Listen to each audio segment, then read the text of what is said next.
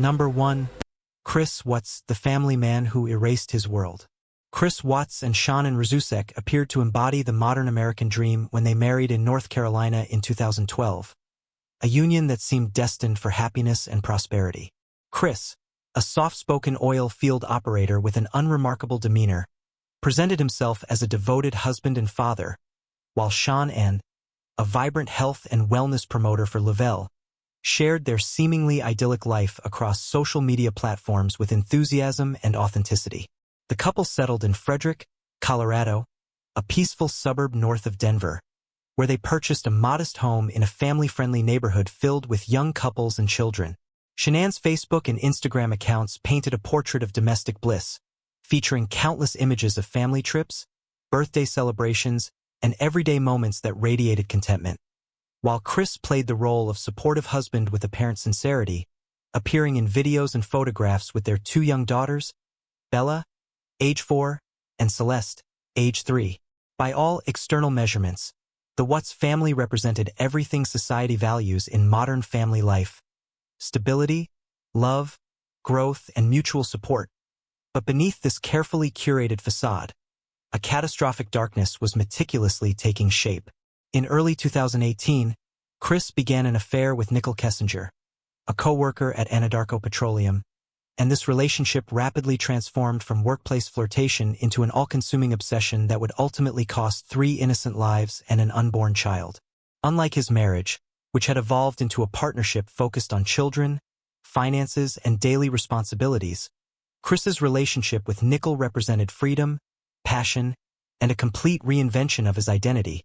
allowing him to escape the pressures of family life and financial stress that had been mounting steadily. The Watts family faced significant debt, largely accumulated through maintaining the lifestyle that Shannon showcased online,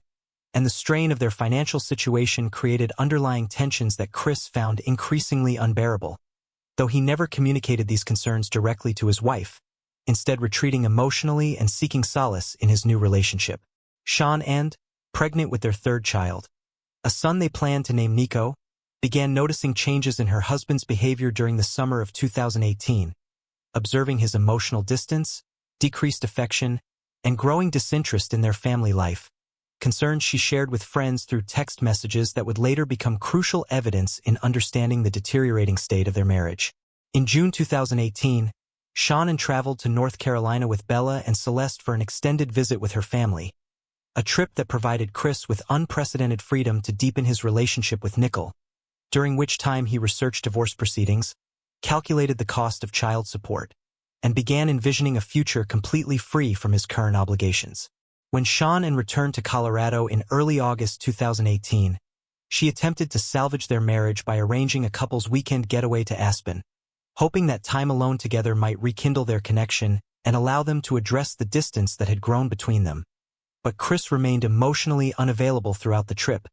his mind already committed to a path from which he believed there was no alternative. On August 10, 2018, Shannon departed for a work trip to Arizona, a business conference for her Lavelle colleagues that would keep her away from home for several days, and during her absence, Chris enjoyed what he considered a preview of his desired future, spending time with Nicole, taking his daughters to a children's birthday party, and existing without the responsibilities and expectations of married life. The weekend represented everything Chris wanted permanently: freedom, simplicity, and the ability to craft a new identity.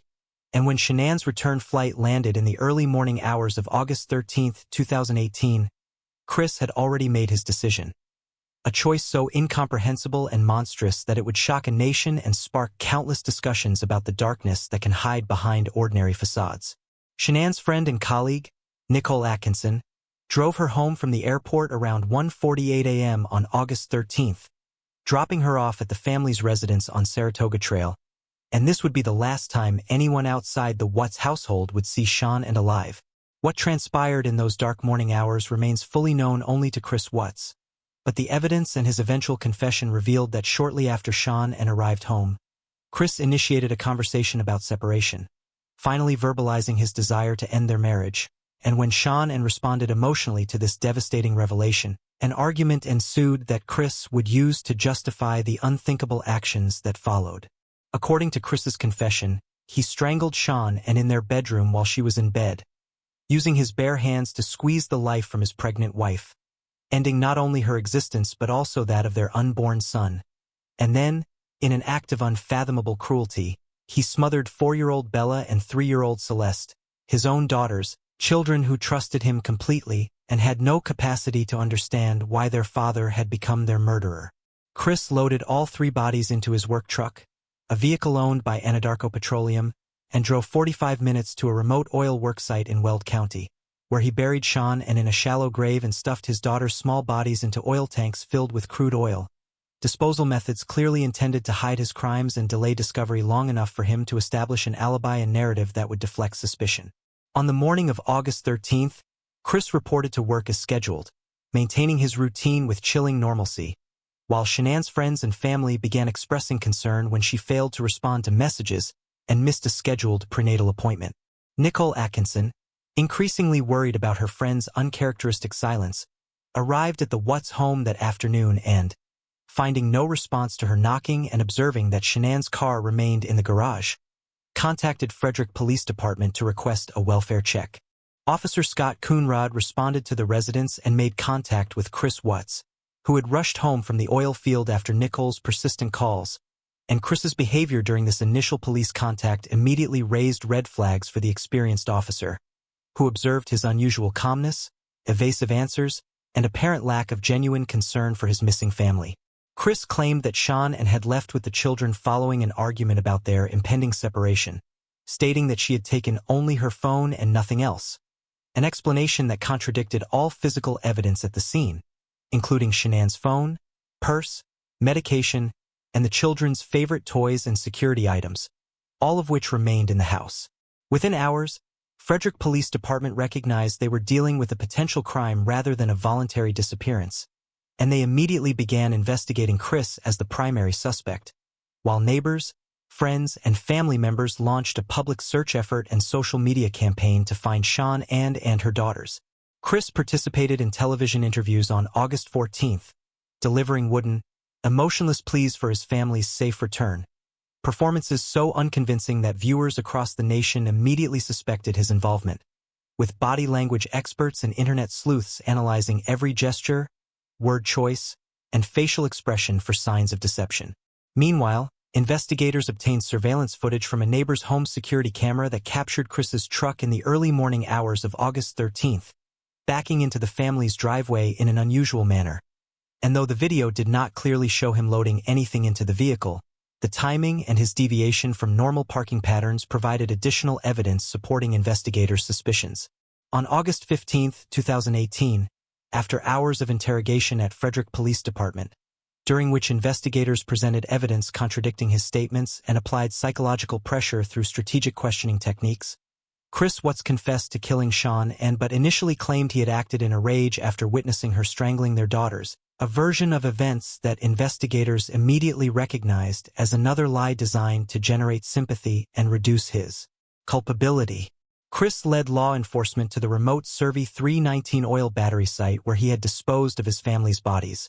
and the recovery operation that followed proved technically challenging and emotionally devastating for everyone involved. As investigators extracted Bella and Celeste's small bodies from the oil tanks and excavated Shanann's remains from the shallow grave, discoveries that confirmed the absolute worst fears and transformed this case from a missing persons investigation into a triple homicide with an unborn victim. The autopsy results revealed horrifying details that shattered any remaining public sympathy for Chris Watts and eliminated any possibility that his actions could be understood as a crime of passion or temporary loss of control. Sean had been manually strangled, a method of killing that requires sustained pressure for several minutes and provides multiple opportunities for the perpetrator to stop, while Bella and Celeste had been smothered, with evidence suggesting that Bella had fought against her father and may have witnessed part of what happened to her mother and sister, details so disturbing that prosecutors and investigators struggled to maintain professional composure when discussing them. The medical examiner determined that Sean was approximately 15 weeks pregnant at the time of her death, and this unborn child, whom they had planned to name Nico, became a fourth victim in this incomprehensible family annihilation. Chris Watts was formally charged with multiple counts of first-degree murder, including special provisions for the deaths of Bella and Celeste as child victims under 12 years of age, along with additional charges for the unlawful termination of Shanann's pregnancy, and prosecutors immediately announced their intention to seek the death penalty, a decision that reflected the heinous nature of the crimes and the community's demand for maximum justice. The case against Chris Watts was overwhelming, built on physical evidence, digital records, surveillance footage, witness testimony, and his own conflicting statements, leaving no reasonable pathway to acquittal, and his defense attorneys recognized that their only viable strategy involved negotiating a plea agreement that would spare his life in exchange for a full confession and detailed account of his crimes. On November 6, 2018, Chris Watts appeared in Weld County District Court and pleaded guilty to 9 criminal counts, including 3 counts of first-degree murder, 2 counts of murdering a child under 12, 1 count of unlawful termination of a pregnancy, and 3 counts of tampering with a deceased human body, accepting full responsibility for his actions in exchange for prosecutors withdrawing their pursuit of the death penalty. During the plea hearing, prosecutors presented a detailed summary of the evidence against Chris, including his affair with Nicole Kessinger, his internet searches about marriage dissolution and starting fresh, his financial calculations regarding child support obligations, and the timeline of events on the night of August 12th and early morning of August 13th, painting a portrait of premeditated murder motivated by a desire for freedom and a new life rather than any sudden emotional outburst. Number 2. Scott Peterson. The Expectant Father's Christmas Eve Betrayal. Scott Lee Peterson and Laci Denise Rocha met in 1994 at a California cafe, where their immediate attraction sparked a relationship that would lead to marriage in 1997. A union celebrated by family and friends who viewed the couple as perfectly matched and destined for lasting happiness. Scott, a fertilizer salesman with an engaging personality and ambitions for business success, complimented Laci, a warm and vivacious substitute teacher whose infectious enthusiasm for life made her beloved in their Modesto, California community. The couple established themselves in a modest home on Covina Avenue in Modesto's La Loma neighborhood, a quiet residential area where they became friendly with neighbors and integrated into the community through Laci's active participation in local organizations and social activities. Throughout their early years of marriage, Scott and Laci appeared to enjoy a strong partnership, taking trips together, renovating their home, and building the foundation for the family they both claimed to want, though those closest to Scott would later recognize signs that his commitment to the marriage was more superficial than genuine, evidenced by his pattern of minor deceptions and his tendency to construct elaborate lies about trivial matters. By 2002, Laci was pregnant with their first child, a son they planned to name Connor, and her excitement about impending motherhood was evident to everyone who knew her, as she enthusiastically prepared the nursery, purchased baby items, and shared her joy with friends and family members who eagerly anticipated the child's arrival. Scott's response to the pregnancy appeared supportive on the surface, but people close to the couple later recalled that he seemed less enthusiastic than expected, occasionally making comments suggesting he felt unprepared for fatherhood and expressing concerns about how a baby would change their lifestyle and limit his freedom. In November 2002, Scott began an affair with Amber Fry, a massage therapist from Fresno whom he met through a mutual acquaintance, and he immediately began constructing an elaborate fictional identity,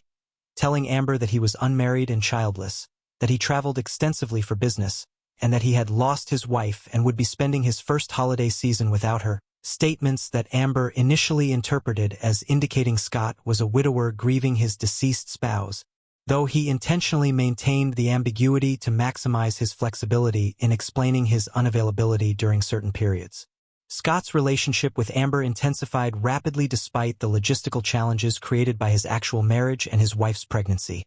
and he invested significant time and emotional energy into this affair, traveling to Fresno for romantic encounters, speaking with Amber for hours on the phone, and making statements about their future together that suggested he envisioned a permanent relationship with her, rather than a temporary extramarital fling. On December 6, 2002,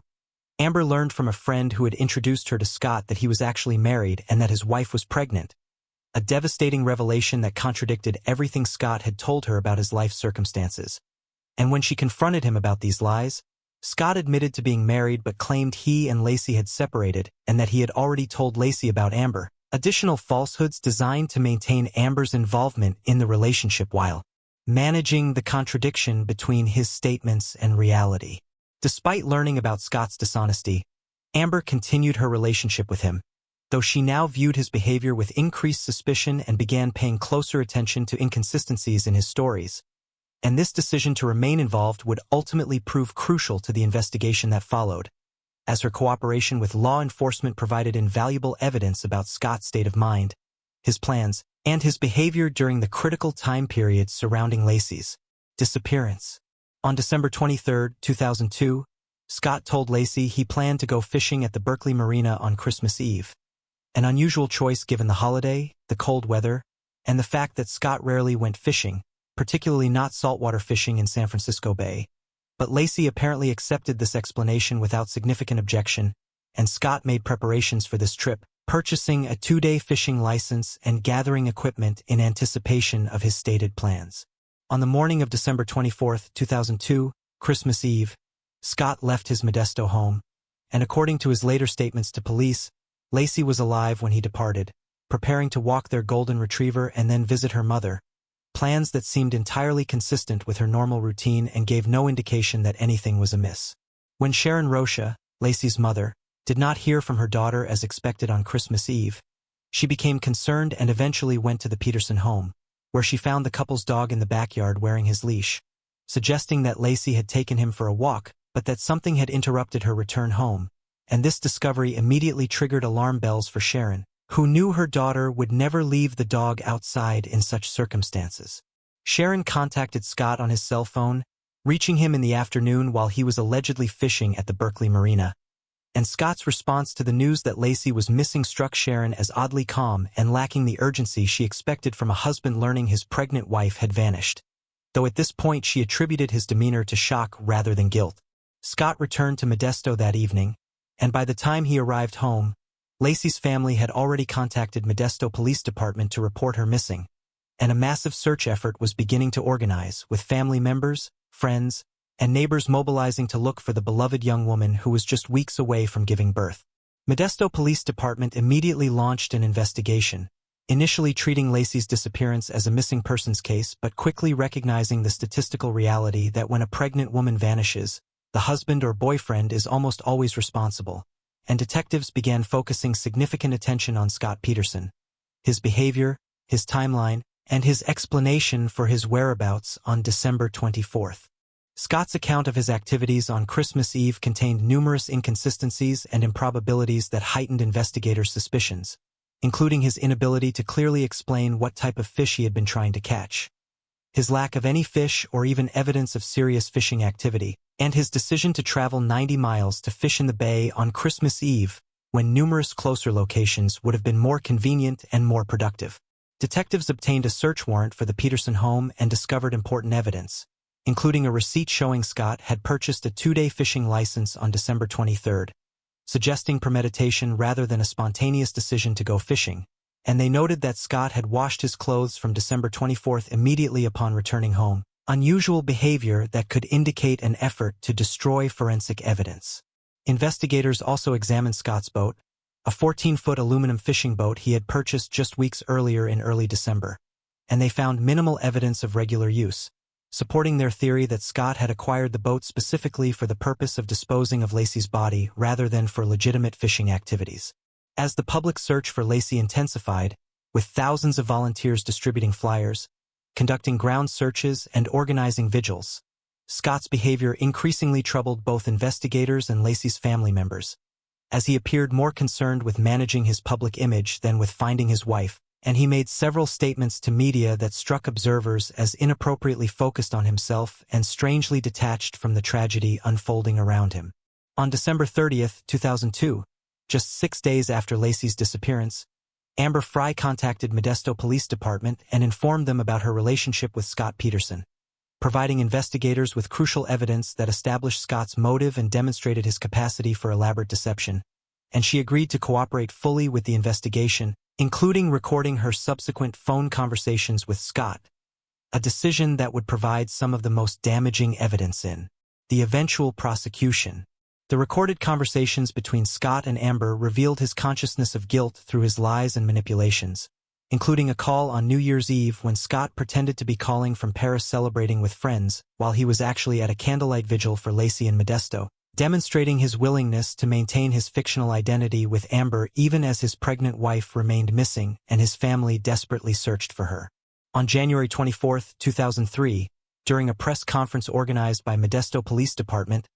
Amber Frey publicly revealed her relationship with Scott Peterson, a disclosure that dramatically shifted public perception of the case and transformed Scott from a potentially sympathetic figure whose pregnant wife had vanished into a philandering husband with an obvious motive for murder. As media coverage intensified and public scrutiny of Scott's behavior increased, investigators continued building their case, examining financial records, interviewing witnesses, analyzing forensic evidence from the Peterson home and Scott's vehicles, and consulting with experts about tidal patterns, water currents, and body decomposition in San Francisco Bay, all in preparation for the discovery they believed was inevitable. On April 13, 2003, a couple walking their dog on the shore of San Francisco Bay near the Berkeley Marina discovered the body of a baby boy that had washed ashore, and the following day, the body of an adult woman missing her head and limbs was found nearby, and though the bodies were severely decomposed from months in the water, authorities suspected these were the remains of Laci and Connor Peterson, suspicions that DNA testing would soon confirm. The location where the bodies washed ashore was highly significant, as it was near the same area where Scott claimed to have been fishing on December 24,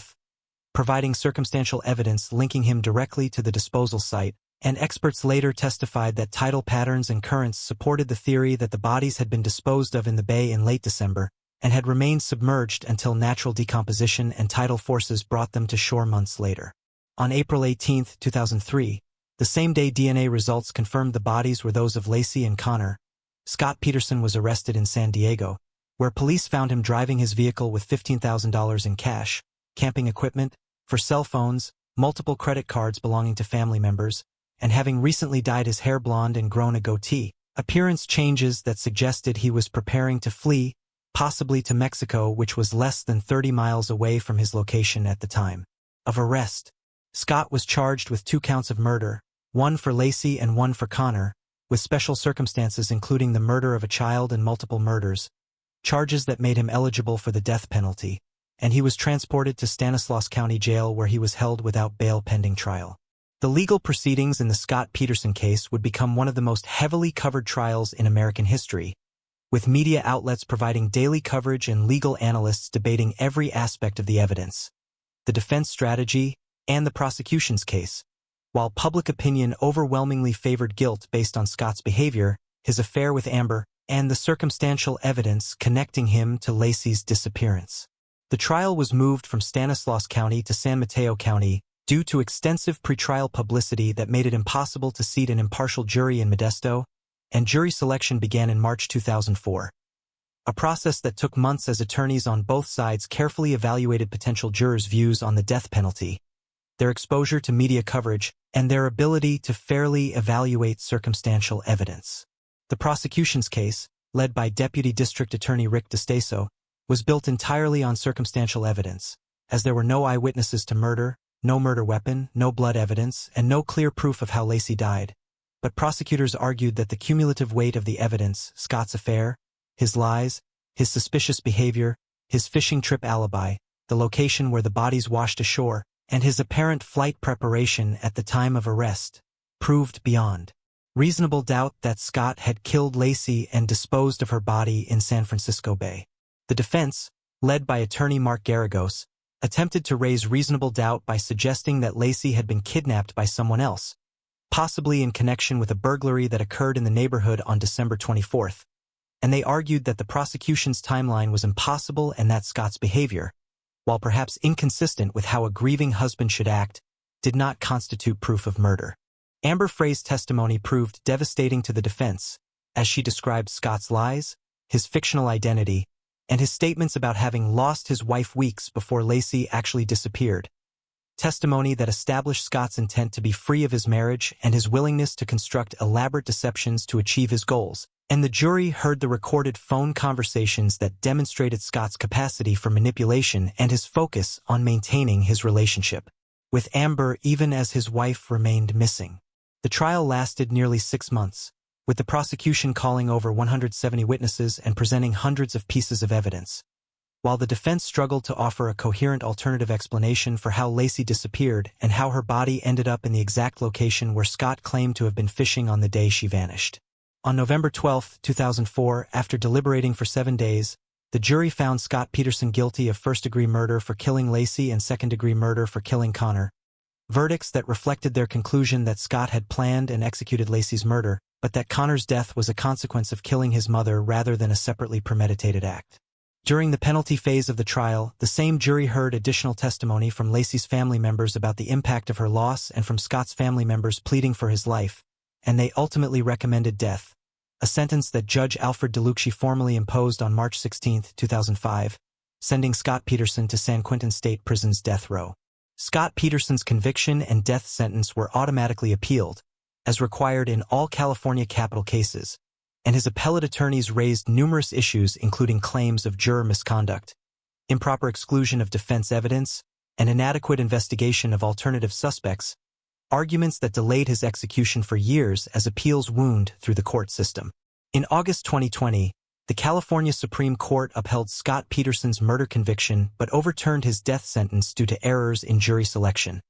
Specifically, the improper dismissal of potential jurors who expressed general opposition to the death penalty but indicated they could follow the law and impose such a sentence if warranted. And this decision meant that Scott would receive a new penalty phase trial to determine his sentence. In December 2021, Scott Peterson was resentenced to life in prison without the possibility of parole after prosecutors decided not to pursue the death penalty again,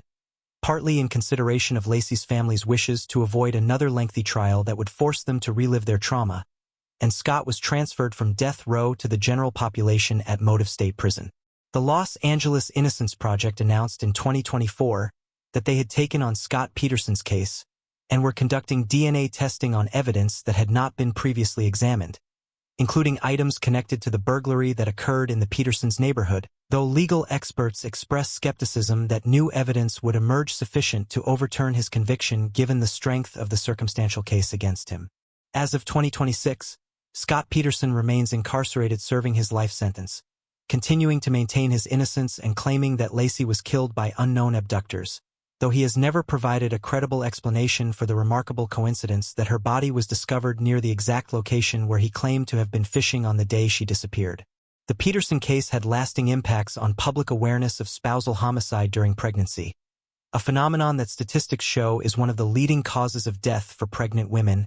and it demonstrated how circumstantial evidence, when sufficiently abundant and interconnected, can establish guilt beyond reasonable doubt even without direct proof of the defendant's actions. Laci's family established the Laci and Connor Search and Rescue Fund to assist other families searching for missing loved ones, transforming their grief into a resource for others facing similar tragedies. And they have spoken publicly about their loss, the trial, and their ongoing journey through grief while keeping Laci's memory alive. The case also highlighted the investigative value of electronic surveillance and recorded conversations, as Amber Frey's cooperation and the recorded phone calls provided unprecedented insight into Scott's thinking and demonstrated his consciousness of guilt in ways that traditional evidence could not, influencing how law enforcement approaches similar cases and emphasizing the importance of witness cooperation in building successful prosecutions. Sharon Rocha, Laci's mother, published a memoir titled For Laci, in which she detailed her daughter's life, the nightmare of her disappearance, the investigation and trial, and her family's ongoing struggle to find meaning and purpose after such devastating loss. And her book provided a deeply personal perspective on how homicide affects victims' families and how they navigate the criminal justice system while processing incomprehensible grief. The Scott Peterson case remains one of the most analyzed criminal cases in American history, examined in countless books, documentaries, and true crime programs, and it continues to generate debate about circumstantial evidence, media influence on criminal proceedings, the death penalty, and the psychology of family annihilators who choose murder rather than divorce as their solution to unwanted marital obligations. The case demonstrated that seemingly normal individuals living apparently conventional lives can harbor the capacity for monstrous acts when their desired freedom conflicts with their actual responsibilities. And it forced society to confront the uncomfortable reality that the person most likely to harm a pregnant woman is the father of her child, A statistical truth that demands continued vigilance and improved systems for identifying and preventing domestic violence before it escalates to homicide. Number 3. Jodi Arias, obsession, jealousy, and a desert bloodbath. Travis Victor Alexander and Jodi Arias met in September 2006 at a prepaid legal services convention in Las Vegas, where their immediate attraction sparked an intense relationship that would ultimately lead to one of the most brutal and heavily publicized murders in recent American history. Travis, a 30-year-old motivational speaker and salesman living in Mesa, Arizona, was a devoted member of the Church of Jesus Christ of Latter-day Saints who preached abstinence before marriage and presented himself as a faithful adherent to his religion's moral standards. While Jodi, 27 years old and recently divorced, was a photographer and waitress from California who converted to Mormonism shortly after meeting Travis, though whether this conversion reflected genuine spiritual conviction or a calculated strategy to become more compatible with Travis remains a subject of debate. The relationship between Travis and Jodi was tumultuous from the beginning, characterized by intense passion, frequent breakups and reconciliations, and a fundamental disconnect between what each person wanted and expected from the partnership.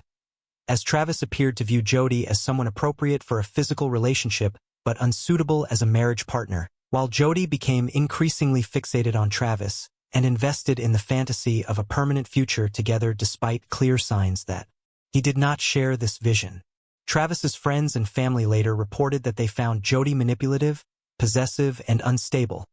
noting incidents where she appeared uninvited at Travis's home, accessed his Facebook and email accounts without permission, and demonstrated alarming jealousy toward any woman who showed interest in Travis or whom Travis dated following their breakups, behaviors that should have prompted Travis to completely sever contact but instead resulted in an on-again, off-again dynamic that continued, even after their official relationship ended in June 2007. Following the formal end of their romantic relationship, Travis and Jodi maintained what Travis described to friends as a purely physical arrangement, a decision that violated Travis's stated religious principles and created a situation where both participants were getting some of their needs met while remaining fundamentally incompatible and increasingly resentful of the limitations their arrangement imposed. By early 2008, Travis had begun seriously dating other women and making clear to friends that he intended to find a wife and build a life that did not include Jodi Arias, and his pursuit of these new relationships intensified Jodi's jealousy and desperation, leading to escalating stalking behaviors including slashing the tires on Travis's car and the car of a woman he was dating, though Travis could not definitively prove Jodi's responsibility for these acts, and he hesitated to take legal action that might have protected him. On May 10, 2008, Jodi purchased a 9mm handgun from a private seller, telling him she needed it for protection during a planned road trip, though she would later claim this gun was stolen during a burglary of her grandparents' home where she was living, a burglary that occurred on May 28, 2008, and that Jodi reported to police, claiming that only the gun and some personal items were taken while more valuable electronics were left untouched, a suspicious pattern that investigators later viewed as staging designed to explain her possession of a weapon while creating distance between herself and the gun should it ever be recovered. In late May 2008, Travis was preparing for a work trip to Cancun, Mexico, with a woman he was dating, a trip that represented his serious intentions toward building a relationship that did not involve Jodi. And when Jodi learned about these plans, she became increasingly agitated and began what would be her final manipulation designed to gain access to Travis one more time. On June 2, 2008, Jodi left Yreka, California, where she had been living with her grandparents, ostensibly driving to Utah to visit a romantic interest named Ryan Burns, but instead of taking the direct route, she drove south into California and then to Arizona,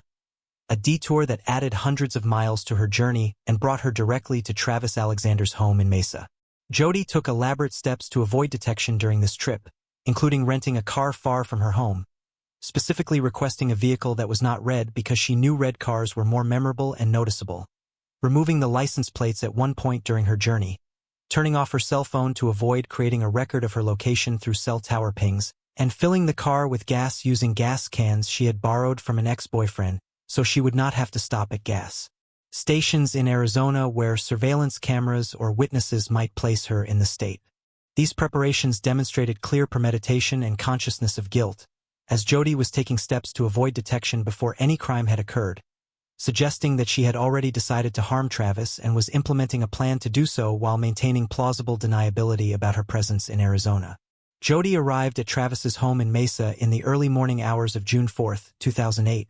and the exact nature of how she gained entry remains disputed, though she later claimed Travis welcomed her arrival despite having no advance notice that she was coming, an explanation that struck many as implausible given that Travis had been trying to distance himself from Jodi and was preparing to travel to Cancun with another woman in just days. What followed in Travis Alexander's home over the next several hours would be revealed through forensic evidence, recovered photographs, and the physical state of the crime scene, painting a picture of a murder so brutal and frenzied that it shocked even experienced homicide investigators. At some point on June 4, 2008, Jodi attacked Travis, and the medical examiner's later autopsy would reveal that Travis suffered 27 stab wounds to his back and torso,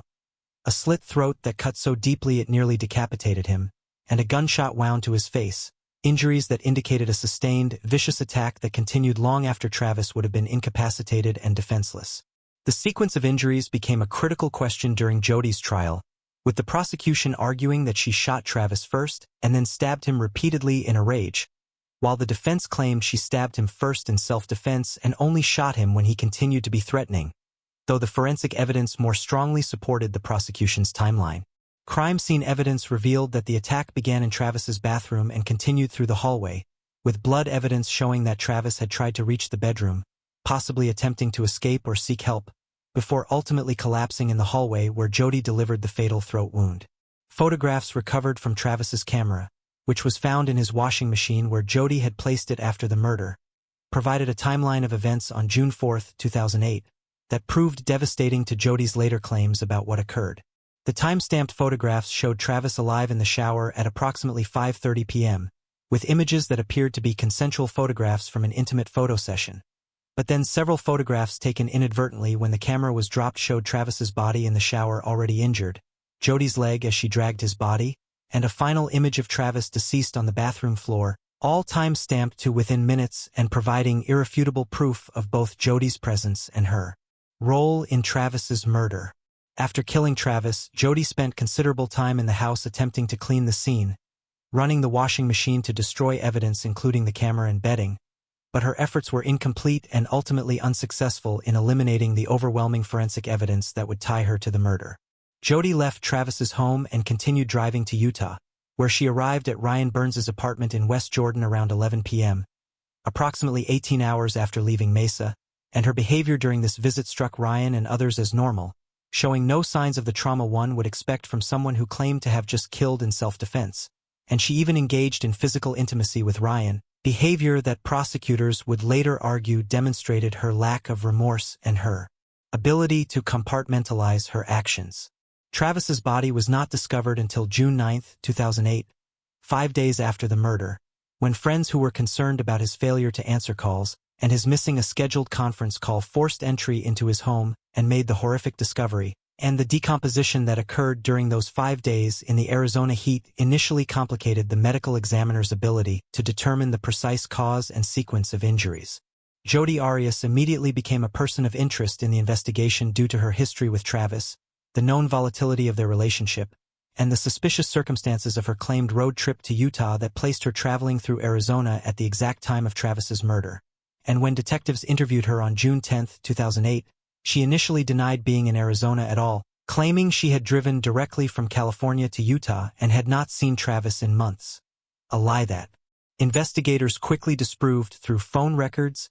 gas receipts, and witness statements. When confronted with evidence contradicting her denial, Jodi changed her story, now admitting she had been at Travis's house on June 4 but claiming that 2 masked intruders had broken in,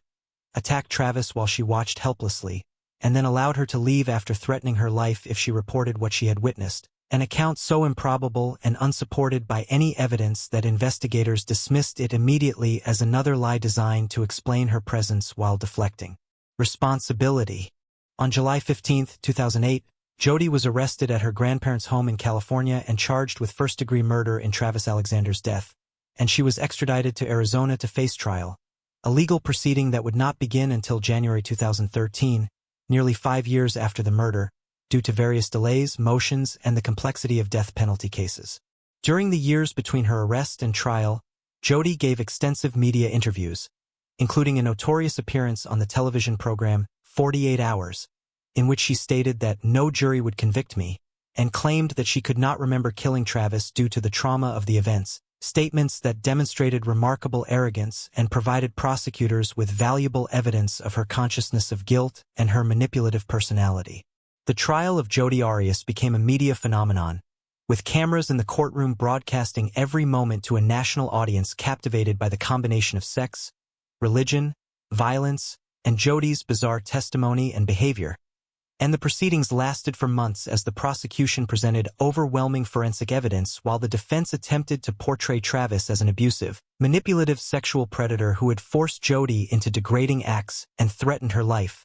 necessitating her violent response in self-defense. The prosecution, led by Juan Martinez, methodically dismantled Jodi's self-defense claims by demonstrating the excessive nature of the violence, the evidence of premeditation in her preparations for the Arizona trip,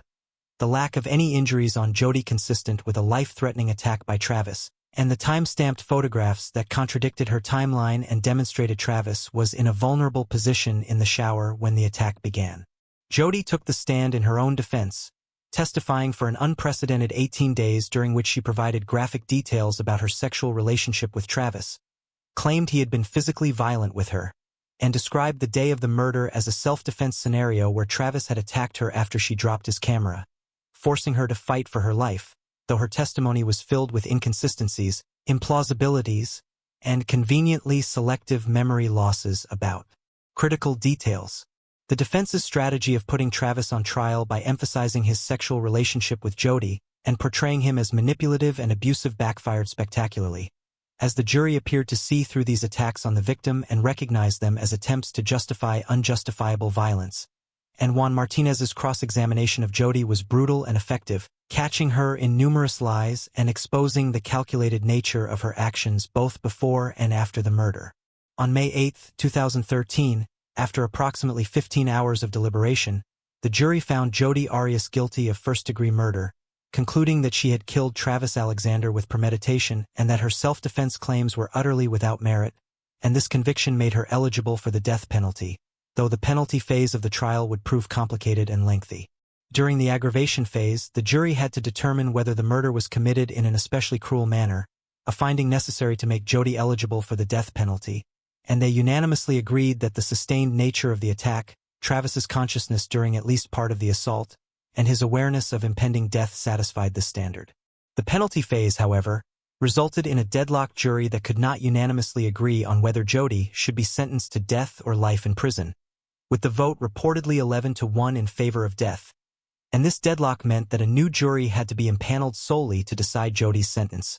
an unusual proceeding that began in October 2014. The second penalty phase jury also deadlocked in March 2015, with prosecutors believing the vote was again 11-1 in favor of death, and under Arizona law at that time, the inability of two juries to reach a unanimous decision removed the death penalty from consideration, meaning that the judge would decide between life in prison with the possibility of parole after 25 years or life without any possibility of parole. On April 13, 2015, Judge Sherry Stevens sentenced Jodi Arias to natural life in prison without any possibility of parole, ensuring that she would spend the remainder of her life incarcerated with no opportunity for release, and Jodi was transferred to Arizona State Prison Complex Perryville, where she remains housed in maximum security. Jodi has continued to maintain her innocence and has pursued appeals challenging her conviction and sentence, arguing ineffective assistance of counsel, prosecutorial misconduct, and various trial errors, though legal experts consider her chances of prevailing on appeal to be minimal given the overwhelming evidence of her guilt and the relatively clean trial record despite the proceedings' unusual length and media attention. The Jodi Arias case sparked extensive discussion about domestic violence, with her defense team's portrayal of Travis as an abuser generating debate about how society evaluates claims of abuse, particularly when those claims emerge only after the alleged abuser is murdered and cannot defend themselves against the accusations, and most domestic violence experts concluded that the evidence did not support the characterization of Travis as an abuser and that Jodi's claims were post hoc justifications rather than genuine descriptions of the relationship dynamics. Travis Alexander's family has spoken publicly about their loss, the nightmare of the lengthy legal proceedings, and their frustration with Jodi's continued media presence and attempts to profit from her notoriety through art sales and social media activity. And they have worked to preserve Travis's memory and reputation against the attacks made during the trial. The case also raised questions about the intersection of religion and sexuality, as evidence revealed that Travis, despite his public devotion to Mormon teachings about chastity, engaged in sexual activity that violated those principles, creating cognitive dissonance that some observers believed contributed to the relationship dynamics and Travis's treatment of Jodi, though this in no way justified or excused Jodi's actions. From a legal perspective, the Arias trial became a case study in how forensic evidence, particularly digital evidence from cameras and phones, can provide irrefutable proof of guilt even when no witnesses observed the crime, and it demonstrated the investigative value of maintaining detailed timelines and methodically analyzing physical evidence to reconstruct events. The trial's extensive media coverage, including gavel-to-gavel television broadcasting and obsessive social media discussion, raised concerns about the impact of such attention on fair trial rights, jury deliberations, and the justice system's dignity, with some legal scholars arguing that the circus atmosphere surrounding the proceedings undermined the serious nature of the case and created pressures on participants that may have affected their decision-making. As of 2026, Jodi Arias remains incarcerated at Perryville Prison in Arizona, serving her natural life sentence, and she continues to maintain a presence through social media accounts managed by supporters,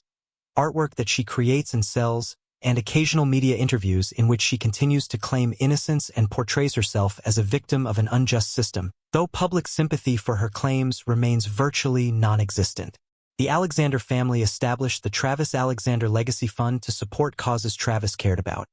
including child protective services and youth mentoring programs, transforming their grief into positive action that honors Travis's memory and values. And they have become advocates for victims' rights and for limiting convicted murderers' ability to profit from their crimes through media deals and publicity. The Jodi Arias case stands as a particularly disturbing example of intimate partner violence, distinguished by the extreme brutality of the murder, the elaborate steps taken to avoid detection, and the defendant's willingness to repeatedly lie and attempt to manipulate public perception both before and after her conviction. And it serves as a cautionary tale about the dangers of obsessive relationships, the importance of recognizing and responding to stalking behaviors, and the tragic consequences that can result when someone views murder as a preferable alternative to accepting the end of a relationship.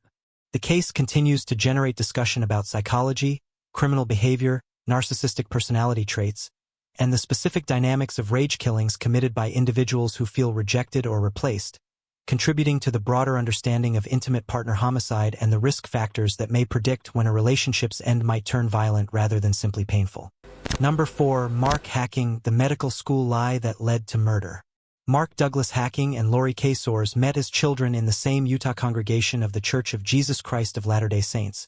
growing up in the same religious community and sharing the values and expectations that came with their Mormon upbringing, and their relationship eventually evolved from childhood friendship into romantic partnership during their teenage years, leading to their marriage in 1999 when both were in their early 20s. Mark and Lori's relationship appeared to embody the ideals promoted within their faith community. They were high school sweethearts who married young, planned for a family, and worked toward building the successful, stable life that represented achievement within their social context, with Mark pursuing a medical career while Lori worked to support them financially during his extended education. Throughout their marriage, Mark presented himself as a dedicated student on a path toward becoming a doctor, attending the University of Utah and eventually claiming to have graduated and been accepted to medical school at the University of North Carolina School of Medicine in Chapel Hill, achievements that filled Lori with pride and represented the fulfillment of their shared plans for the future. In reality, Mark Hacking was living a completely fabricated existence built on layers of lies that had accumulated over years, creating a fictional biography that bore little resemblance to his actual circumstances and setting himself up for an inevitable catastrophic collapse when the truth finally emerged. Mark had not graduated from the University of Utah despite years of enrollment because he had stopped attending classes and had failed to complete the necessary requirements for his degree, and he had never applied to medical school, much less been accepted, meaning that every conversation about his upcoming move to North Carolina, every plan made around his supposed medical training, And every expression of pride from Laci about his accomplishments was based on complete fiction that Mark had intentionally constructed and maintained through elaborate deceptions. To sustain his lies, Mark created fake acceptance letters from the University of North Carolina, forged documents confirming his enrollment and describing his planned course of study, and even staged phone conversations with alleged medical school administrators while Laci was present to overhear, all designed to reinforce the narrative that he had successfully achieved his educational goals and was on the verge of beginning his medical training. The Hackings had begun making concrete plans for their move to North Carolina in July 2004, with Laci researching neighborhoods, investigating employment opportunities for herself, and beginning the process of packing their belongings in preparation for relocating across the country. And she had even quit her job as a Wells Fargo stockbroker in anticipation of the move, sacrificing her professional position based on the belief that they were embarking on this next chapter of their lives together. On July 15, 2004, Laci called the University of North Carolina to inquire about some detail related to Mark's enrollment. A routine phone call that should have been unremarkable, but instead led to the devastating discovery that the medical school had no record of Mark hacking, no application from him, and no knowledge of his supposed acceptance into their program, a revelation that instantly destroyed the elaborate fiction Mark had maintained and confronted Laci with the reality that her husband had been lying to her about fundamental aspects of his life for years. Laci confronted Mark about this discovery that evening, and according to Mark's later confession to his brothers, Laci indicated that she intended to contact his parents and other family members to inform them about Mark's lies, and she expressed her devastation and anger at the betrayal, questioning what else he had lied about and how much of their marriage had been built on deception. That night, July 15, 2004, Mark and Laci went to bed in their Salt Lake City apartment, and what occurred in the early morning hours of July 16 would only be fully revealed through Mark's eventual confession. As there were no witnesses to the crime he committed while Laci slept beside him,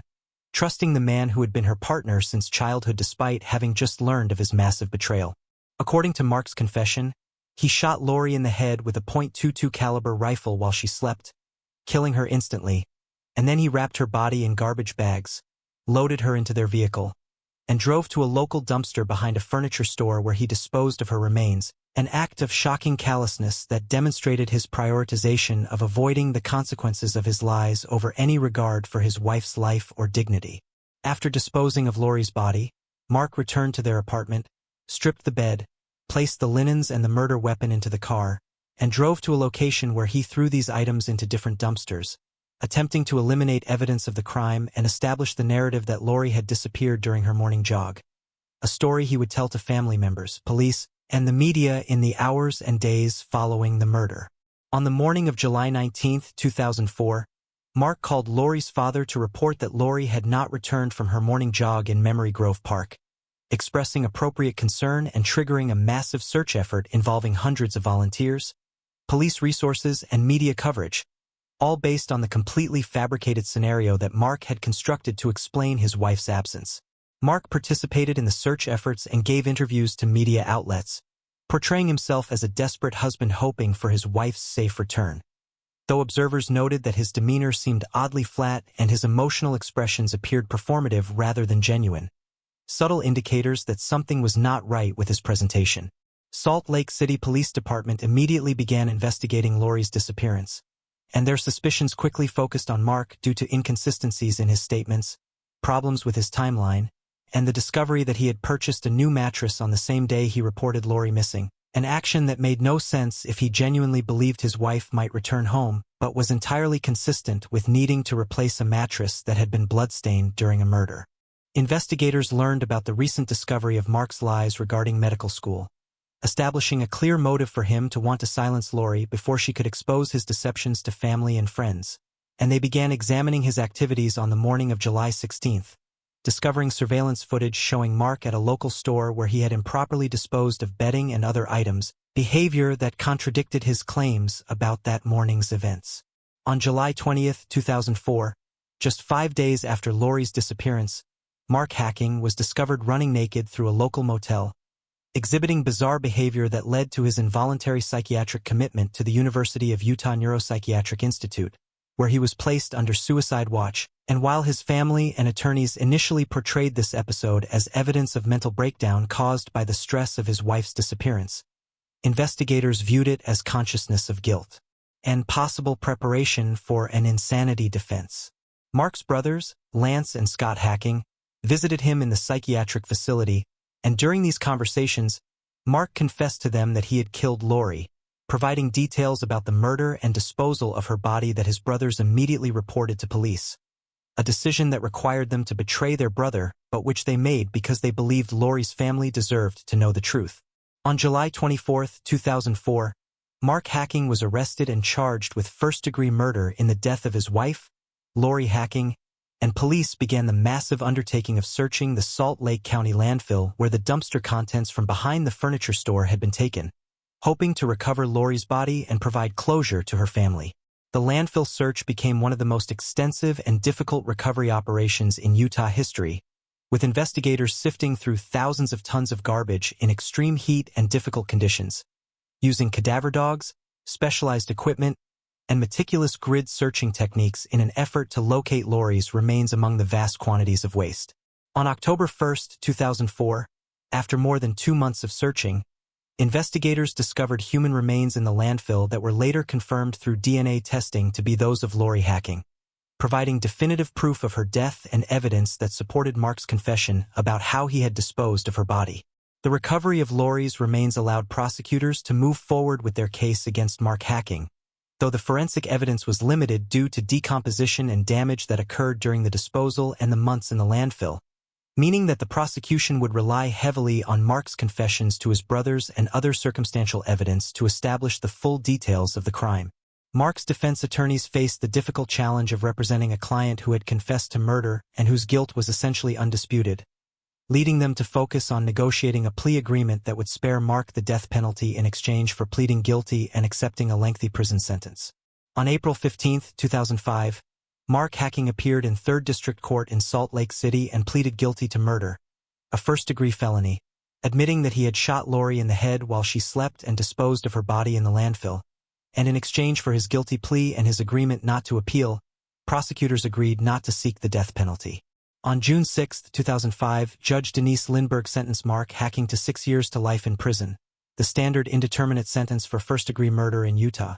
meaning that Mark would be eligible for parole consideration after serving 6 years, but could potentially be incarcerated for the remainder of his life depending on parole board decisions based on his behavior, rehabilitation efforts, and the nature of his crime. Mark was incarcerated at Utah State Prison, where he would serve his sentence among the general prison population,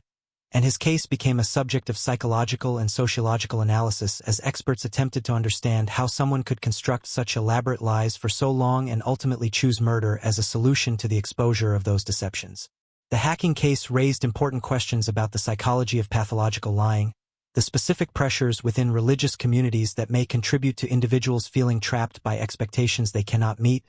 and the progression from deception to violence when the lies become unsustainable and exposure appears imminent. Mark's pattern of lying began relatively small, with minor deceptions about academic performance, but escalated over years into fabricated achievements and an entirely fictional future, demonstrating how dishonesty can compound and create a situation where the truth becomes impossible to tell without catastrophic consequences for the liar's identity and social position. Mental health professionals who examined the case noted that Mark did not appear to suffer from delusions or psychotic disorders that would have prevented him from distinguishing right from wrong, but rather exhibited traits consistent with narcissistic personality characteristics and profound conflict avoidance, preferring to construct elaborate lies rather than face disappointment from others or acknowledge his own failures. The Hacking case occurred within the context of Mormon culture in Utah, where expectations regarding education, professional success, marriage, and family life are particularly strong, and some observers suggested that these cultural pressures may have contributed to Mark's inability to admit his failures and seek help rather than continuing to lie, though this cultural context in no way excused or justified his decision to murder his wife. Laci's family, particularly her parents, Eraldo and Thelma Soares, expressed their devastation at losing their daughter and their anger at Mark for his betrayal, his lies, and his ultimate decision to take Laci's life rather than face the consequences of his deceptions. And they worked to preserve Laci's memory as a vibrant, loving person who had been failed by someone she trusted completely. The case generated extensive media coverage, particularly in Utah where the story resonated deeply within the Mormon community, and it sparked discussions about how families, religious communities, and educational institutions could better identify struggling individuals and provide support that might prevent similar tragedies in the future. Mark Hacking became eligible for parole consideration in 2011 after serving 6 years of his sentence, but the Utah Board of Pardons and Parole denied his initial parole request, determining that he had not adequately addressed the psychological issues underlying his crimes and that releasing him would undervalue Lauri's life and pose potential risks to public safety. Mark has appeared before the parole board multiple times in subsequent years, and each time his request for release has been denied, with board members citing the calculated nature of his crime, the betrayal of trust it represented, and concerns about his ability to function honestly in society given his history of pathological lying. As of 2026, Mark Hacking remains incarcerated in Utah's prison system, serving his indeterminate sentence and awaiting future parole considerations, while Lauri's family continues to advocate against his release and to preserve her memory through their continued presence at parole hearings and through public statements about the impact of her loss. The Hacking case serves as a cautionary tale about the dangers of allowing lies to compound rather than confronting failures and disappointments honestly, and it demonstrates how deception,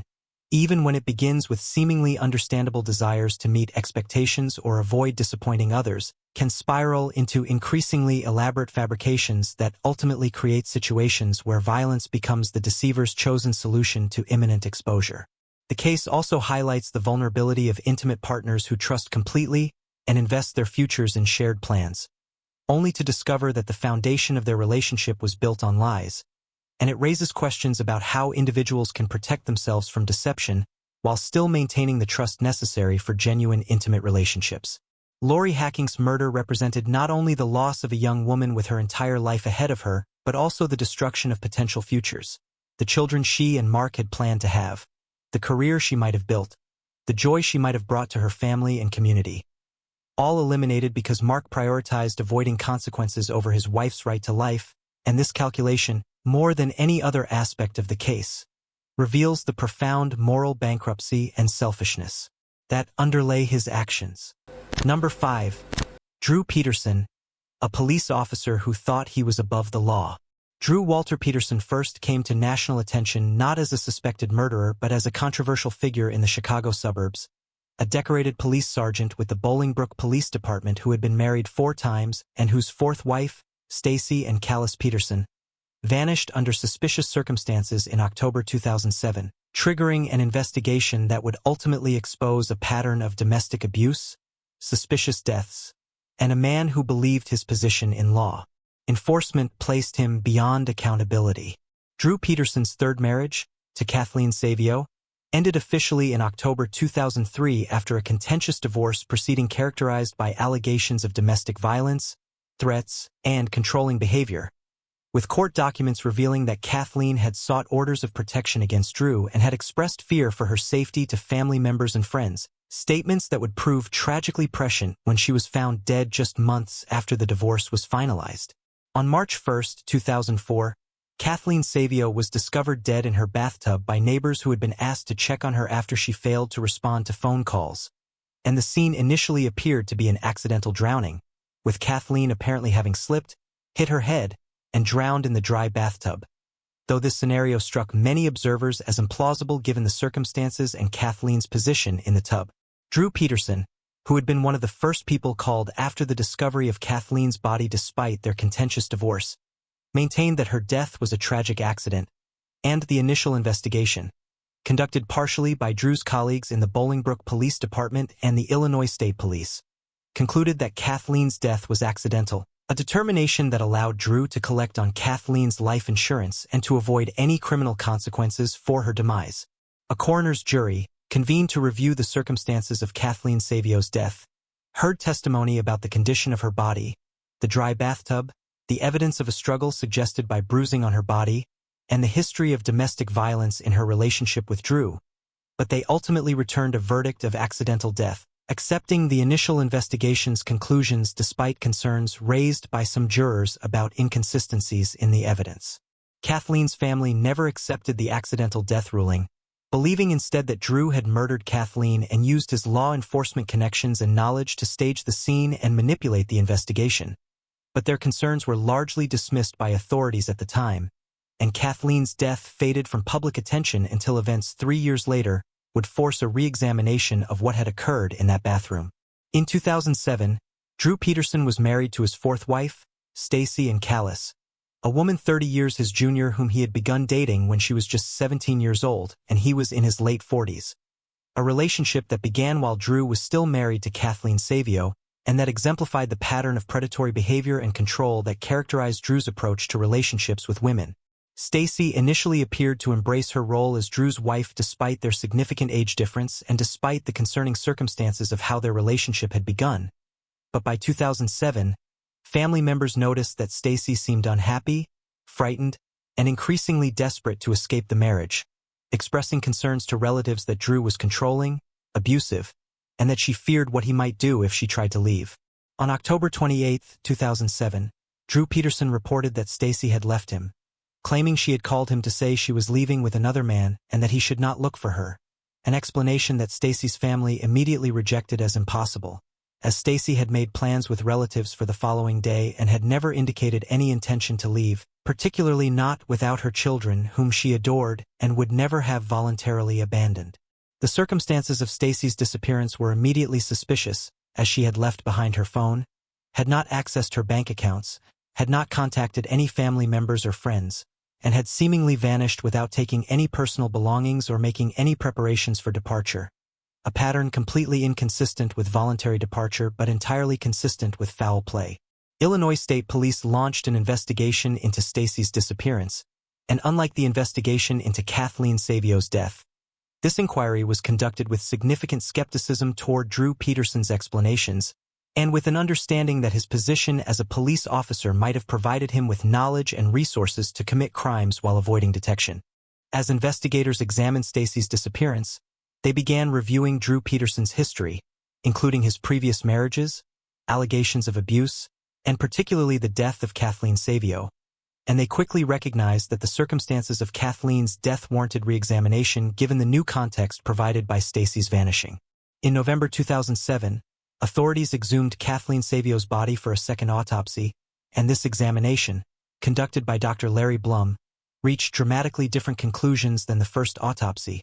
determining that Kathleen's death was a homicide, that she had been beaten and then drowned in the bathtub, and that the injuries and circumstances were completely inconsistent with an accidental fall and drowning. The reclassification of Kathleen's death from accident to homicide transformed Drew Peterson from a man whose wife had died tragically to a murder suspect, and prosecutors began building a case against him.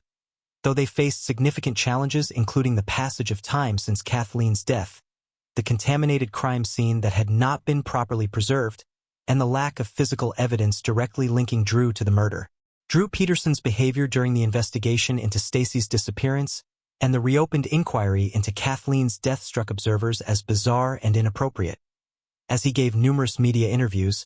made jokes about the investigations, appeared on television programs, and generally behaved as though he was enjoying the attention rather than grieving for his missing wife or concerned about the serious allegations being made against him. On May 7, 2009, Drew Peterson was arrested and charged with first-degree murder in the death of Kathleen Savio.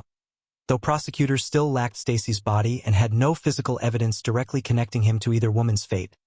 meaning they would need to build their case largely on circumstantial evidence,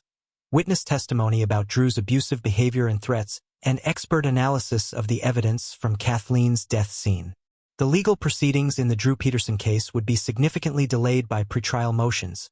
particularly disputes over whether hearsay testimony from Kathleen Savio and Stacy Peterson could be admitted at trial, as both women were unavailable to testify.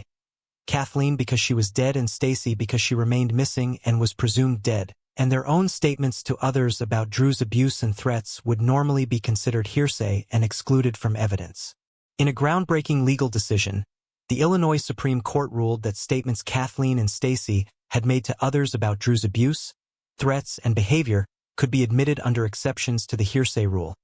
particularly the forfeiture by wrongdoing doctrine which permits hearsay when the defendant is responsible for the witness's unavailability, a ruling that was crucial to the prosecution's case, but which defense attorneys argued violated Drew's constitutional rights to confront the witnesses against him. Drew Peterson's trial for the murder of Kathleen Savio finally began in July 2012. More than 8 years after her death and 5 years after Stacey's disappearance prompted the re-examination of Kathleen's case. And the trial attracted significant media attention due to Drew's notorious behavior during the investigation and the unusual legal issues surrounding the admission of hearsay testimony. The prosecution's case against Drew Peterson relied on multiple components, including the revised autopsy findings that Kathleen's death was a homicide, testimony from Kathleen's family members and friends about Drew's abusive behavior, and explicit threats against Kathleen's life. Testimony from Stacey's relatives about statements Stacey had made indicating she knew Drew had killed Kathleen and feared she would be next, and expert testimony about domestic violence patterns and the statistical likelihood that Kathleen's death was anything other than homicide given the circumstances. The defense attempted to challenge the reliability of the second autopsy, arguing that the passage of time and the embalming process had altered Kathleen's body in ways that made accurate determination of cause of death impossible. And they emphasized the lack of physical evidence directly linking Drew to the scene at the time of Kathleen's death. But these arguments struggled against the weight of testimony about Drew's threats and abusive behavior. One of the most dramatic moments in the trial came when Pastor Neil Scorey testified about a conversation with Stacey Peterson in which he had described helping Drew dispose of a large container after Kathleen's death, not realizing until later that this container might have contained Kathleen's body before it was staged in the bathtub, testimony that provided a potential explanation for how Drew had committed the murder while creating the appearance of an accident. On September 6, 2012, after deliberating for 14 hours, the jury found Drew Peterson guilty of first-degree murder in the death of Kathleen Savio, concluding that he had intentionally killed his ex-wife and staged the scene to make her death appear accidental, and this conviction carried a mandatory sentence of 20 to 60 years in prison. On February 21, 2013, Judge Edward Burmala sentenced Drew Peterson to 38 years in prison for Kathleen's murder, and with credit for time served in Illinois sentencing guidelines, Drew, who was 59 years old at sentencing, would not be eligible for release until he was in his 90s, effectively a life sentence. While incarcerated at Menard Correctional Center, Drew Peterson attempted to arrange the murder of James Glasgow, the Will County State's attorney who had prosecuted him, soliciting a fellow inmate to kill Glasgow in exchange for money, a plot that was discovered by authorities when the inmate, who was actually working as a confidential informant, recorded conversations with Drew discussing the murder-for-hire scheme. On February 9, 2015, Drew Peterson was charged with solicitation of murder for hire and solicitation of murder, and these new charges were prosecuted separately from the Kathleen Savio murder, providing prosecutors with another opportunity to hold Drew accountable for his criminal behavior. In May 2016, Drew Peterson was convicted of attempting to hire someone to murder James Glasgow, and on July 29, 2016, he was sentenced to an additional 40 years in prison, to be served consecutively to his 38-year sentence for Kathleen's murder, ensuring that Drew would spend the rest of his natural life in prison with no realistic possibility of release. Throughout these proceedings, Stacey Peterson has never been found, and despite extensive searches, investigation, and Drew's conviction for murdering his previous wife, no charges have been filed in connection with Stacey's disappearance because prosecutors believe they cannot prove a murder case beyond reasonable doubt without a body or additional physical evidence directly linking Drew to her disappearance. Stacey's family continues to seek answers about what happened to her and where her body might be located, and they have never given up hope that she will eventually be found and that Drew will face additional charges for her death, though the passage of time has made this increasingly unlikely. The Drew Peterson case prompted Illinois to pass Drew's Law, legislation that expanded the circumstances under which hearsay testimony could be admitted in murder trials, particularly when the defendant is believed to have caused the witness's unavailability, a legal change that has affected how domestic violence homicides are prosecuted and has provided prosecutors with additional tools for cases where victims have been murdered specifically to prevent them from testifying. The case also highlighted the dangers posed by domestic abusers who hold positions of authority and power, particularly in law enforcement, where their knowledge of investigative techniques, their relationships with other officers, and their credibility can be used to facilitate crimes and avoid detection, and it sparked discussions about how police departments evaluate and respond to domestic violence allegations against their own officers. Kathleen Savio's family established a memorial fund in her name and have spoken publicly about the importance of taking domestic violence seriously,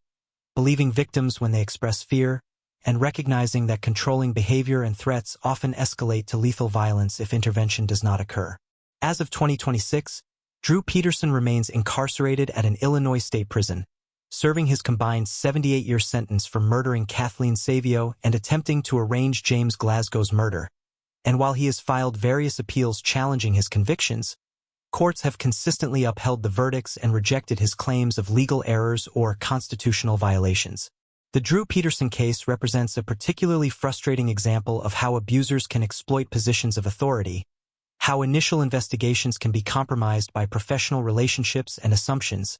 and how victims' warnings about their danger are sometimes ignored until it is too late to save them. And the case continues to serve as a reminder that domestic violence crosses all socioeconomic boundaries, and that the most dangerous time for victims is when they attempt to leave their abusers or when circumstances threaten the abuser's control. Number 6. Dan Broderick and Betty Broderick when privilege and rage collided. Daniel Thomas Broderick III and Elizabeth and Basheglia, known as Betty, met in the early 1960s when both were college students in New York, and their relationship quickly progressed to marriage in April 1969. A union that initially appeared to embody the American dream as Dan pursued his education, eventually earning both medical and law degrees, while Betty worked multiple jobs to support the family financially and raise their 4 children, creating the foundation for the successful life they both envisioned. Throughout the 1970s and early 1980s, the Broderick family's socioeconomic status rose dramatically as Dan built a highly successful medical malpractice law practice in San Diego, eventually becoming one of the most prominent and wealthy attorneys in the region, while Betty devoted herself to creating the perfect home, raising their children, and fulfilling the role of a successful attorney's wife, organizing social events, maintaining their increasingly luxurious lifestyle, and presenting the image of a perfect upper-class family that was the envy of their social circle. By the mid-1980s, Dan Broderick had achieved everything he and Betty had worked toward during their years of struggle: professional prestige, substantial wealth, a beautiful home in the affluent La Jolla neighborhood of San Diego,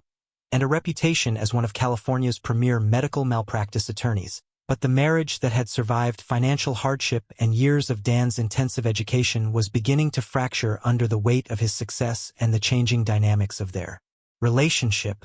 In 1983, Dan hired Linda Kolkina, a young woman in her early 20s, to work as his legal assistant, and Betty almost immediately sensed that this employment relationship was inappropriate. Noticing the amount of time Dan spent with Linda, the defensive way he responded to questions about their working relationship, and the subtle signs that suggested their connection extended beyond professional boundaries. Betty's suspicions about Dan's relationship with Linda intensified throughout 1984 and 1985, and her attempts to address these concerns with Dan were met with denials, gaslighting, and accusations that Betty was paranoid, jealous, and mentally unstable, a pattern of response that eroded Betty's confidence in her own perceptions while allowing Dan to continue the affair without acknowledging it. In February 1985, Dan moved out of the family home, telling Betty he needed space to consider the future of their marriage, but continuing to deny that his relationship with Linda was anything other than professional. And this separation marked the beginning of an extraordinarily bitter and contentious divorce that would consume both parties' lives for the next 4 years. The divorce proceedings between Dan and Betty Broderick became notorious in San Diego legal circles for their acrimony, with Betty representing herself for portions of the case and engaging in behavior that increasingly concerned judges and court personnel, including leaving profane messages on Dan's answering machine, showing up at his home and office unannounced, and violating various court orders related to custody and property. Dan, meanwhile, used his legal expertise and resources to maximum advantage in the divorce, employing strategies that Betty and her supporters viewed as deliberately designed to impoverish and torment her, including protracted litigation over every financial detail, requests for sanctions against Betty for her behavior, and custody maneuvers that limited her access to their children. The financial aspects of the Broderick divorce were particularly contentious, as Dan's income had grown substantially during the marriage, with his law practice generating millions of dollars annually, but determining Betty's share of the marital estate and appropriate support payments involved complex calculations about professional goodwill, future earning capacity, and the value of Betty's contributions during the years she had worked to support Dan's education and early career. Betty's behavior during the divorce proceedings escalated from angry phone messages to property destruction, including an incident where she drove her car into the front door of Dan's house, and another occasion where she destroyed his clothing and belongings, acts that resulted in her being found in contempt of court and briefly jailed, experiences that further inflamed her rage and reinforced her belief that the legal system was rigged in Dan's favor. In April 1989, Dan Broderick married Linda Kolkina in a ceremony that was kept quiet to avoid Betty's potential interference, and this marriage, occurring while the divorce proceedings were still ongoing and while custody and financial issues remained unresolved, represented to Betty the ultimate betrayal and proof that Dan had been lying about his relationship with Linda throughout the entire separation and divorce. The finalization of Dan and Betty's divorce and Dan's marriage to Linda did not end the conflict but rather intensified it, as Betty became increasingly fixated on what she perceived as the injustice of her situation. She had sacrificed her own education and career to support Dan, had raised their children largely on her own while he built his practice, and now found herself replaced by a younger woman while Dan lived in luxury with the life that Betty believed she had earned through her years of sacrifice. Betty's contact with Dan and Linda continued despite restraining orders and court directives, with Betty leaving dozens of profane and threatening messages, mailing obscene materials to their home,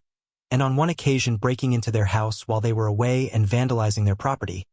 behaviors that resulted in additional legal consequences but which Betty seemed unable or unwilling to stop despite the mounting penalties. By late 1989, Betty's rage had not diminished despite the passage of time and the finalization of the divorce, and she remained consumed by thoughts of Dan and Linda's life together, the injustice she believed had been done to her, and her desire for revenge or vindication, though whether she had actually formulated a specific plan to kill them or whether the murders were a more impulsive act remains a subject of debate. On November 5, 1989, Betty Broderick obtained a key to Dan and Linda's house from one of her children, drove to their residence in the early morning hours while they were sleeping, let herself into the house, went upstairs to the master bedroom where Dan and Linda were in bed, and opened fire with a .38 caliber revolver, shooting both of them multiple times and killing them in their bed before fleeing the scene. Betty immediately drove to her daughter's house and called the police to turn herself in, admitting that she had shot Dan and Linda and providing details about what she had done, and she was arrested without incident, marking the beginning of legal proceedings that would captivate San Diego and generate national media attention due to the sensational nature of the crime and the decades of conflict that had preceded it. The murders of Dan and Linda Broderick shocked the San Diego community, particularly the legal and social circles where Dan had been prominent and well-regarded, and the case immediately polarized public opinion, with some viewing Betty as a cold-blooded murderer who had killed two people in their sleep, while others saw her as a woman who had been driven to desperation by years of psychological abuse, financial manipulation, and the betrayal of her husband with a much younger woman. Betty was charged with 2 counts of first-degree murder, and prosecutors argued that her years of harassment, her violation of restraining orders, her previous statements threatening Dan, and the fact that she had obtained a key and traveled to the house in the early morning hours demonstrated premeditation and planning, making this a clear case of calculated murder rather than a crime of passion. Betty's defense attorneys faced the challenging task of representing a client who had unquestionably committed the killings and whose prior behavior demonstrated a pattern of rage and obsession, leading them to pursue a strategy focused on establishing that Betty had been psychologically abused during the marriage and divorce, that she had not premeditated the murders but had acted in a state of extreme emotional disturbance, and that the killing should be considered voluntary manslaughter, rather than first-degree murder. Betty's first trial began in 1990 and included extensive testimony about the Broderick marriage, the contentious divorce, Dan's relationship with Linda, and the events of November 5, 1989, with the prosecution presenting evidence of Betty's threats and escalating behavior, while the defense focused on Dan's psychological manipulation and the legal tactics he had used during the divorce that had devastated Betty emotionally and financially. The first trial ended in a hung jury, with jurors unable to reach a unanimous verdict on whether Betty was guilty of first-degree murder, second-degree murder, or voluntary manslaughter, though they all agreed she had killed Dan and Linda, and this deadlock meant that Betty would face a second trial on the same charges. The second trial began in 1991 and covered much of the same ground as the first, though prosecutors refined their presentation to emphasize the calculated nature of Betty's actions. obtaining the key, traveling to the house, bringing a loaded gun, entering while Dan and Linda slept. While the defense maintained their position that Betty had been mentally and emotionally damaged by years of abuse and manipulation, making her actions understandable if not legally justified. On December 11, 1991, the jury in Betty Broderick's second trial found her guilty of 2 counts of second-degree murder, concluding that while she had intentionally killed Dan and Linda, the murders had not been premeditated to the degree required for first-degree murder but still reflected a conscious decision to kill rather than an uncontrollable emotional response that would constitute manslaughter. On February 7, 1992, Judge Thomas Whalen sentenced Betty Broderick to 2 consecutive terms of 15 years to life in prison, meaning she would serve at least 30 years before becoming eligible for parole, effectively ensuring she would spend decades incarcerated for her crimes and might never be released depending on parole board decisions. Betty was incarcerated at the California Institution for Women in Corona, where she became one of the prison's most well-known inmates due to the extensive media coverage of her case and the ongoing public fascination with the Broderick story, which was featured in books, television movies, and eventually a major Netflix series that reignited interest in the case decades after the murders. Throughout her incarceration, Betty has maintained that she did not go to Dan and Linda's house intending to kill them but rather to talk to them, and that she only fired the gun after Dan made a movement that scared her. Though this version of events contradicts the evidence showing she fired multiple shots that struck both victims and then fled rather than calling for help or attempting to render aid. Betty Broderick became eligible for parole in 2010 after serving her minimum sentence of 30 years,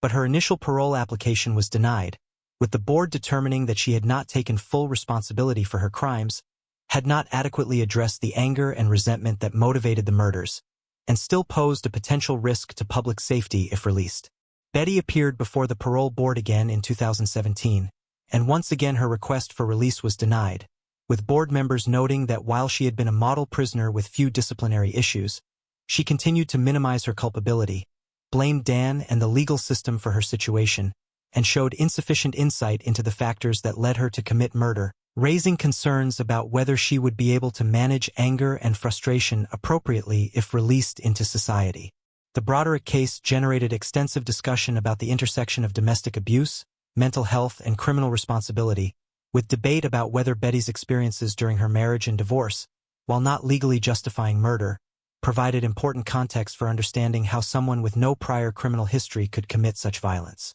Advocates for domestic violence victims pointed to the Broderick case as an example of how psychological abuse, financial manipulation, and systematic efforts to undermine someone's mental stability can have devastating consequences. While critics argued that regardless of what Betty experienced during the divorce, nothing justified her decision to take 2 lives and that portraying her as a victim diminished the reality that she was a murderer who had planned and executed a double homicide. The case also raised questions about gender, class, and the legal system, as Betty and her supporters argued that Dan had used his position as a wealthy, well-connected attorney to manipulate the divorce proceedings, impoverish Betty, and turn their children against her, demonstrating how power imbalances in divorce can leave one party feeling helpless and desperate, though again, these circumstances did not excuse or justify murder. Dan and Linda's families have spoken about the lasting impact of the murders, the trauma experienced by the Broderick children who lost their father and gained a mother in prison, and their anger at the continued public fascination with Betty and the tendency of some media portrayals to present her sympathetically or to suggest that the murders were somehow understandable given the circumstances. The Broderick children have had varying relationships with Betty during her incarceration, with some maintaining regular contact and supporting her parole efforts while others have limited or no contact, reflecting the complex and painful legacy of a family destroyed by conflict, betrayal, and ultimately violence. As of 2026, Betty Broderick remains incarcerated in California, having been denied parole multiple times and facing an uncertain future regarding whether she will ever be released, as she continues to serve her sentence of 30 years to life and awaits her next parole hearing. The Betty Broderick case stands as a cautionary tale about how divorce conflict can escalate when fueled by betrayal, financial disputes, and psychological manipulation,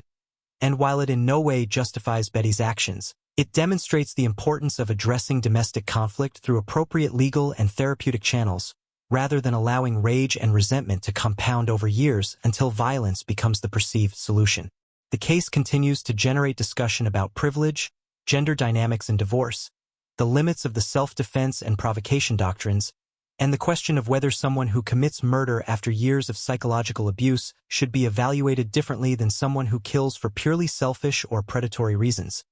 Though the legal system has consistently concluded that regardless of the circumstances, Betty's actions constituted murder and warranted lengthy incarceration.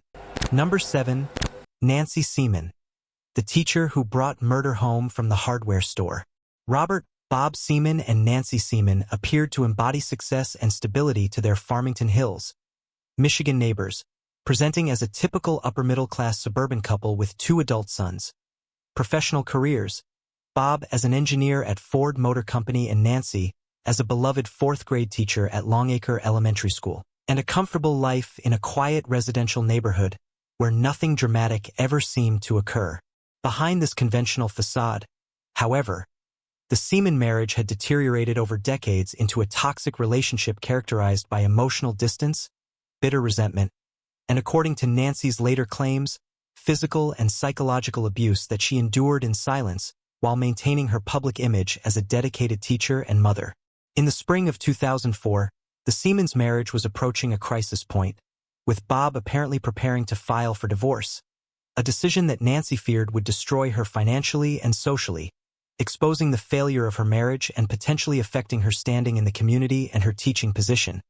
concerns that may have motivated her to consider alternatives to allowing the divorce to proceed. On May 10, 2004, Nancy Seaman visited a local Home Depot store where she purchased a hatchet,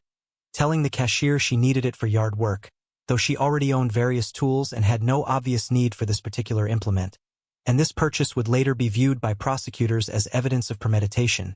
suggesting Nancy was acquiring the weapon she planned to use to kill her husband. That evening, May 10, 2004, an altercation occurred in the Seamans' home that resulted in Bob Seaman's death, though the exact sequence of events and who initiated the violence would become the central dispute in Nancy's subsequent trial, with her claiming self-defense while prosecutors argued she had committed premeditated murder. According to Nancy's account, Bob attacked her when she returned home, and she grabbed the hatchet she had purchased earlier that day to defend herself, striking him repeatedly until he stopped moving. And then, in a state of shock and panic, she placed his body in the back of her car and covered it with various items, intending to figure out what to do next. The prosecution's version of events differed dramatically, arguing that Nancy had purchased the hatchet with the intention of killing Bob, that she had attacked him rather than defending herself, and that her actions after the murder, including leaving Bob's body in her car for days while she continued teaching, buying cleaning supplies to address the blood in the house, and making no attempt to report the incident to police, demonstrated consciousness of guilt and an attempt to conceal murder, rather than the behavior of someone who had killed in legitimate self-defense. Bob Seaman's body remained in Nancy's Ford Explorer, parked in the garage, for several days after the murder, and during this time Nancy went to work, taught her 4th-grade class, and interacted with colleagues and students as though nothing had happened, a level of compartmentalization that prosecutors argued was inconsistent with someone who had just killed in self-defense and was traumatized by the experience. On May 15, 2004, Bob's son from his first marriage, Jeff Seaman, became concerned when he couldn't reach his father and Bob failed to show up for work at Ford, and Jeff went to the Seaman home where he encountered Nancy, who told him she didn't know where Bob was and suggested he might be staying with friends or at a hotel. Jeff's suspicions were heightened by Nancy's odd behavior and her refusal to allow him to look around the house. And when he noticed Nancy's Ford Explorer parked in the garage with various items piled in the back, he insisted on checking the vehicle, where he discovered Bob's body wrapped in a tarp and concealed under tools, camping equipment, and other items. Jeff immediately called police, and when officers arrived at the Seaman home, Nancy initially claimed she didn't know how Bob's body had gotten into her car, a statement so transparently false given that she had exclusive access to the vehicle that investigators immediately recognized she was responsible for his death. Nancy was arrested and charged with first-degree murder, and as investigators processed the crime scene at the Seaman home, they discovered extensive blood evidence in the garage where the actual murder had occurred, along with Nancy's efforts to clean and conceal this evidence, supporting the prosecution's theory that this was a planned murder rather than a spontaneous act of self-defense. The evidence against Nancy Seaman was substantial, including the hatchet she had purchased hours before the murder, Bob's body showing numerous wounds consistent with being struck repeatedly with the hatchet and also stabbed with a knife, the blood evidence in the garage, Nancy's purchase of cleaning supplies after the murder, her concealment of the body, and her continued normal activities for days while Bob's corpse remained in her vehicle. Nancy's defense attorneys built their case around claims that Bob had been physically abusive throughout their marriage, that Nancy had lived in fear, and that on May 10th, Bob had attacked her, forcing her to defend herself with the hatchet, and they presented testimony from a domestic violence expert about battered woman syndrome and how trauma could explain Nancy's behavior after the killing. The prosecution countered by presenting testimony from friends, family members, and colleagues who had never witnessed or heard reports of Bob being violent, by emphasizing Nancy's purchase of the hatchet as evidence of planning, by highlighting the excessive number of wounds Bob suffered, far more than would be necessary to stop an attacker, and by noting Nancy's remarkably calm behavior in the days after the murder, including continuing to teach school while her husband's body decomposed in her car. Nancy's trial in December 2004 included dramatic testimony from both of the Seaman's adult sons, Greg and Jeff, who provided conflicting accounts of their parents' relationship, with Greg supporting his mother's claims of abuse and testifying that Bob had been violent and controlling, while Jeff defended his father and expressed disbelief at his mother's allegations, creating a heartbreaking family division that added another layer of tragedy to an already devastating case. The jury heard extensive forensic testimony about the nature and severity of Bob's injuries, the blood spatter patterns in the garage, and the timeline of events, all of which supported the prosecution's argument that Nancy had attacked Bob in the garage, struck him numerous times with both the hatchet and a knife, and then attempted to conceal the crime rather than reporting a legitimate case of self-defense. On December 20, 2004, after deliberating for approximately 11 hours, the jury found Nancy Seaman guilty of first-degree murder, rejecting her self-defense claims and concluding that she had intentionally killed Bob with premeditation and planning, and the first-degree conviction carried a mandatory sentence of life in prison without the possibility of parole. Judge John McDonald sentenced Nancy to life imprisonment on January 17, 2005, and Nancy was transferred to the Women's Huron Valley Correctional Facility in Ypsilanti, Michigan, where she joined a relatively small population of women serving life sentences for murder in Michigan. Nancy Seaman appealed her conviction, raising various claims including ineffective assistance of counsel, improperly admitted evidence, and arguments that the jury instructions on self-defense were inadequate, but the Michigan Court of Appeals upheld her conviction in 2007, finding no reversible errors in the trial proceedings. The Nancy Seaman case generated significant media attention in Michigan, particularly because of Nancy's profession as an elementary school teacher and the jarring contrast between her public persona as an educated, nurturing educator and the brutal violence of hatchet murder, forcing people to confront how little we may truly know about even those who appear most conventional and trustworthy. The case also sparked debate about domestic violence claims in murder cases, with some arguing that Nancy's allegations of abuse should have been given more weight, and that the justice system fails to adequately account for the dynamics of long-term domestic violence when evaluating self-defense claims, while others pointed to the lack of corroboration for Nancy's abuse claims and the evidence of premeditation as proof that she had committed murder and was using abuse allegations as a convenient defense strategy. Nancy's supporters, including some domestic violence advocates and her son Greg, have continued to maintain that she was a victim who killed her abuser, and they have pointed to the hatchet purchase as potentially related to a genuine need for self-protection rather than evidence of planned murder. Though this interpretation struggles against the reality that Nancy made no attempt to leave the relationship, seek help, or report the incident after the killing. Bob Seaman's family and friends have worked to preserve his memory and reputation against Nancy's allegations, presenting evidence of his character, his dedication to his sons, and his professional achievements, and they have expressed frustration with portrayals of the case that focus on domestic violence claims while minimizing the brutality of the murder and Nancy's calculated behavior afterward. The division between the Seaman sons, Greg supporting his mother and Jeff adamant about his father's innocence and his mother's guilt, represents one of the most painful aspects of the case, as the brothers have remained estranged due to their fundamentally different views of their parents' relationship and the events of May 10, 2004. As of 2026, Nancy Seaman remains incarcerated in Michigan, serving her mandatory life sentence without possibility of parole, and while she has exhausted her direct appeals, she continues to maintain her innocence and claims she killed Bob in self-defense, though she has never adequately explained her behavior after the killing or addressed the substantial evidence contradicting her version of events. The Nancy Seaman case serves as a reminder that domestic homicide can occur in seemingly stable, middle-class families and that perpetrators are not always easily identifiable through stereotypes or expectations, as Nancy's profession, education, and conventional life provided no protection against her capacity for violence when she perceived her interests to be threatened. The case also illustrates the challenges prosecutors face when defendants claim self-defense or abuse,